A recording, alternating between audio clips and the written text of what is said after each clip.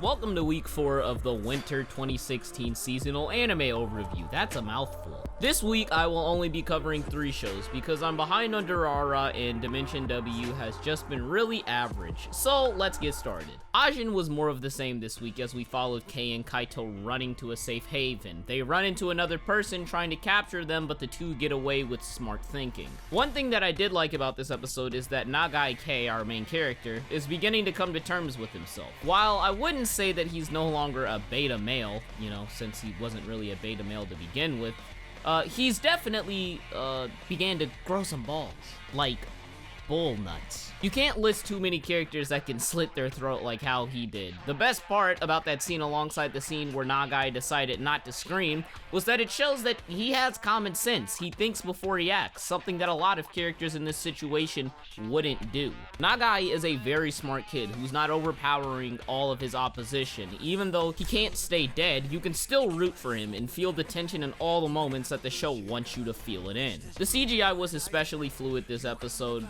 And I mean, in all honesty, it's always looked good. It's just that it was CGI. For some reason, people connotate an entirely CG show to look ugly when the reason CGI often looks bad is because it's surrounded by 2D animation. I digress. What you need to know is that the presentation is good and the OST is great. King Records, babe. The end of this episode seems to be telling the audience that the plot will start moving along next episode from the typical Tom and Jerry formula, and that's definitely a good thing in this case, because the show could really get stale quickly. Luckily, I don't think it will for now, so we have a good show on our hands. Yay! Ajin is a 7 out of 10.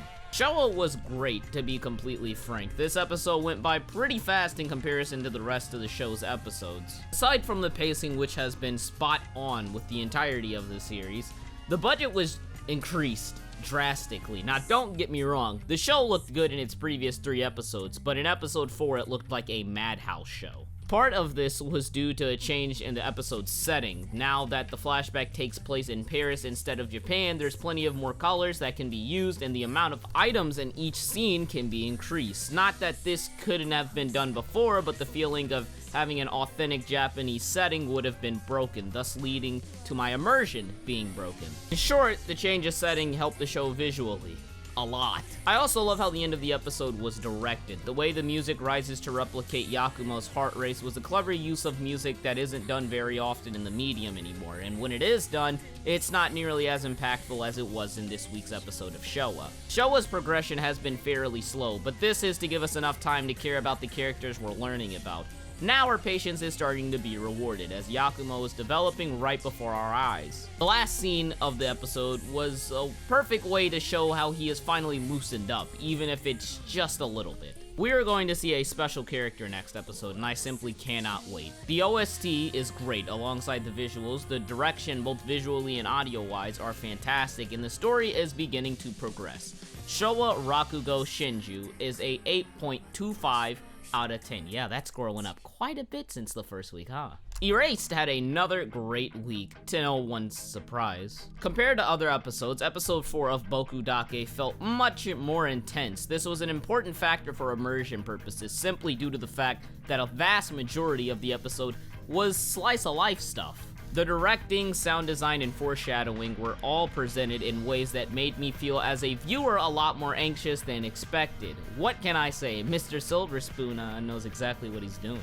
That essay, we don't talk about that one. Going back to the foreshadowing, I like that the event at the end of the episode actually makes sense due to hints given throughout the 2 main characters' date and the show's comedy. Now, this thing about the foreshadowing being done through comedy is just a theory of mine, but I think that Satoru saying things out loud shows that he's in a line with himself from 18 years ago in terms of thought. However, back then, he did not get to release these thoughts, and so he says them out loud accidentally fairly often.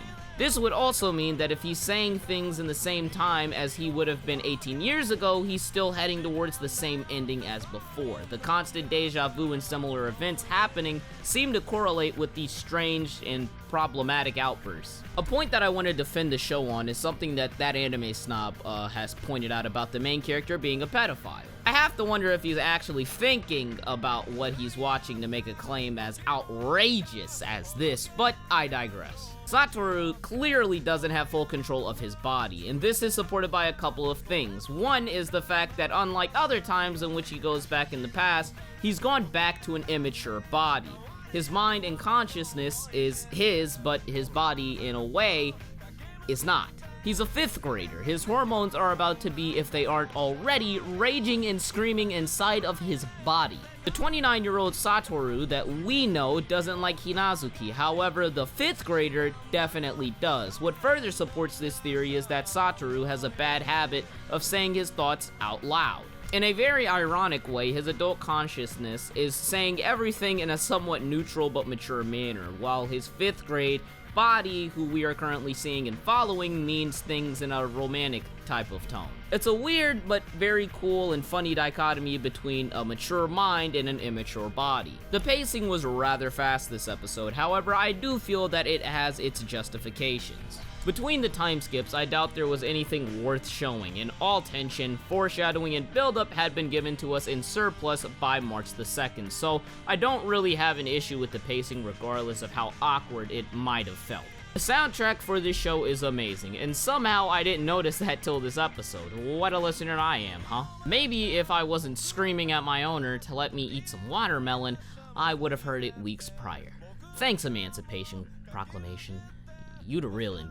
And thanks Mother's Basement for that really cool analysis video. You know, that also influenced my score a little bit. Boku Dake ga Inai Machi, also known as Erased, is an 8.5 out of 10. Okay, so some of you are probably wondering, oh, you know, you usually have more shows than this. And I'm like, yeah, I usually do, but there wasn't too much to talk about this week. And this video is only going to be around 6 minutes long because, excuse me, I had to swallow. No homo. I know you guys are fucking faggots in the comments, but basically, most of the shows stay the same for the most part. Did I say stayed the same? Stayed the same. Like, the only one that was kind of different was Boku Dake this week. Ajin was more of the same until maybe the end of the episode. What else? Showa was more of the same. Nothing much really happened until the end of the episode. Boku Dake was the only one that was kind of changing itself up a little bit. So, yeah, there's not too much I really need to talk about with the shows this week, but I tried to do what I could. Now that I have the video out, you can't crucify me, and I get no punishment. So I'm going to go eat some fried chicken and watermelon, and cry to my slave owner about not repaying me for all of my hard years of work that my ancestors put in. Everybody have a nice week. I might have a video out later this week because I'm almost done with Hyoka. Maybe I'll just give a little short impressions on it. Not really a review because I don't really need to review it. But yeah, I'll talk to you guys later. Sooty tooty. Salt. He out. Also, I stream quite a bit. So if you're curious of just like just hanging out with me sometimes during the weekdays, follow or join the Salty Suite. It's not really the Salt Suite. It's called the Salt Suite on Facebook. I'll leave a link in the description. You could follow my Twitter. Sometimes I post whether I'm streaming on there or not. So, yeah, I'll be streaming on Twitch sometime this week probably, just for the heck of it. So I'll see you guys later. Deuces.